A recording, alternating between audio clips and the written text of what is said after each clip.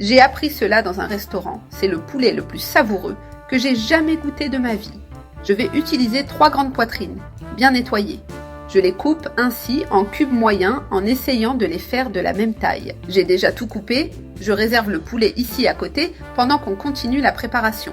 Ici, j'ai déjà mes récipients prêts, disposés sur la plaque de cuisson. Maintenant, j'ajoute des pommes de terre fraîches déjà pelées.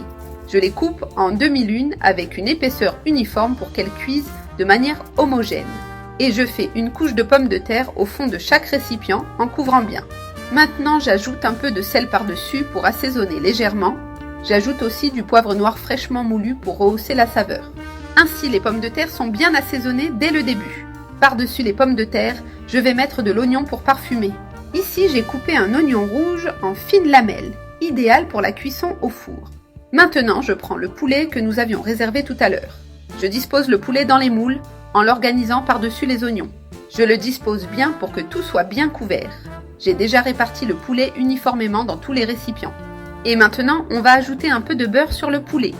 Cela va apporter du goût et aussi du moelleux à la cuisson. Regardez comme c'est délicieux ce qui est en train de se former, ça sent incroyablement bon. Avec une cuillère, je répartis bien le beurre sur le poulet. J'utilise du beurre non salé à température ambiante pour qu'il soit plus facile à étaler. Il a une texture crémeuse parfaite pour cette étape. Maintenant, j'ajoute une pincée de sel en plus et un peu de poivre noir. Je vais aussi ajouter du brocoli déjà cuit à la vapeur. Je le répartis à différents endroits sur le poulet, dans tous les moules. Cette recette est un repas complet avec des protéines, des légumes et des glucides.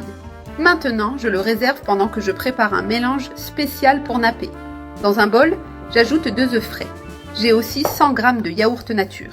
J'ajoute une pincée de poivre noir pour rehausser le goût. Et une pincée de sel pour équilibrer la saveur. Je mélange bien le tout jusqu'à obtenir une préparation homogène et légère. Tout est bien mélangé et prêt à être utilisé. Maintenant, je l'apporte et je commence à le verser sur le contenu de chaque moule.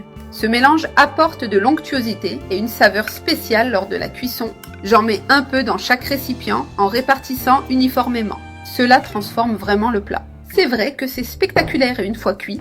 Maintenant, j'ajoute quelques fines rondelles de tomates fraîches par-dessus. Je mets quelques rondelles dans chaque portion. Maintenant, j'ajoute du fromage mozzarella pour couronner la recette. Regardez comme c'est délicieux ce qui est en train de se former. Le fromage fondu va être incroyable. J'utilise du fromage râpé, mais vous pouvez utiliser des tranches si vous préférez. Maintenant, j'enfourne le tout dans un four préchauffé à 180 degrés Celsius pendant 40 minutes. Nous avons déjà tout sorti du four. C'est parfaitement cuit et doré. Notre recette est prête à être servie.